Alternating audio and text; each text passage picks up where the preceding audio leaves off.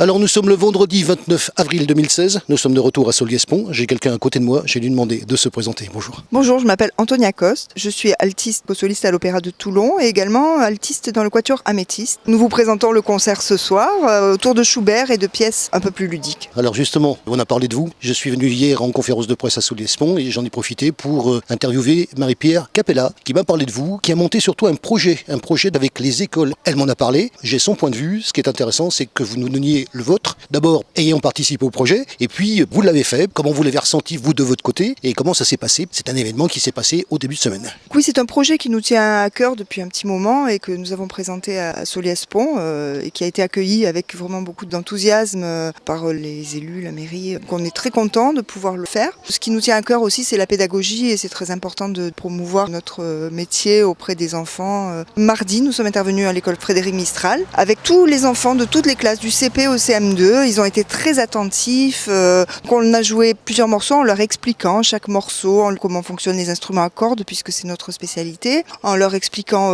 des petites anecdotes sur les œuvres. Comment ils ont ressenti ça ? Ils étaient très enthousiastes, ils avaient plein de questions à nous poser sur notre métier, sur la musique, plein de choses. On a été obligé de couper court aux questions parce que c'était énorme, ils avaient tous des questions, envie de participer. Et puis ce qui était sympa, c'est qu'on a joué aussi un morceau qui est une variation autour de Happy Birthday. Comme ils connaissent le thème, on peut leur expliquer le système des variations et on peut faire de la pédagogie.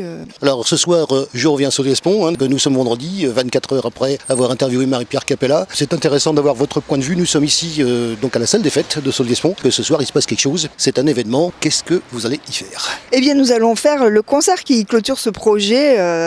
Nous avons présenté des extraits aux enfants mardi dernier de ce concert que nous allons faire évidemment en totalité ce soir avec un grand quatuor de Schubert qui s'appelle Rosamonde, qui est un des grands tubes de Schubert qui est magnifique, vous verrez. Et ensuite, des œuvres qui ont été arrangées pour quatuor à cordes, qui ne sont pas à l'origine pour quatuor à cordes, mais qui sonnent très bien comme ça. Et vous verrez, c'est autour de tango, de Debussy, plein de compositeurs.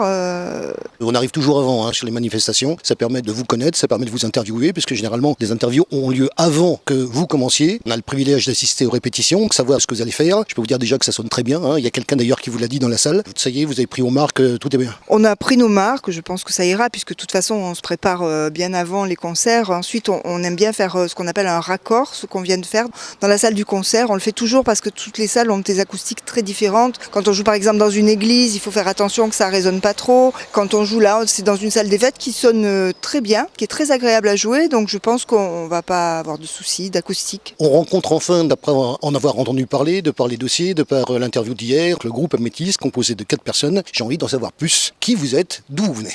Nous sommes 4.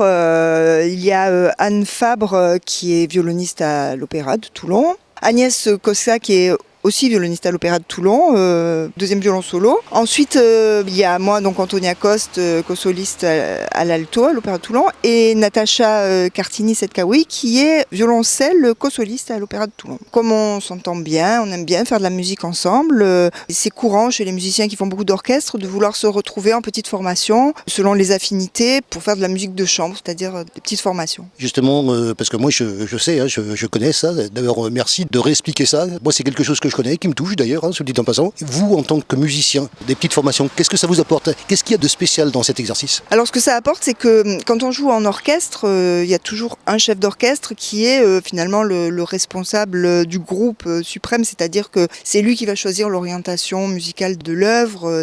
Ça va être à travers nous son interprétation finalement. Quand on est en petite formation, il n'y a pas de chef, c'est nous qui donnons notre interprétation de l'œuvre, on peut être beaucoup plus indépendant. C'est une autre sensation complètement différente dont on a besoin de toutes ces sensations-là. L'opéra, le symphonique, la musique de chambre, l'enseignement, toutes les palettes des musiciens, c'est celle-là.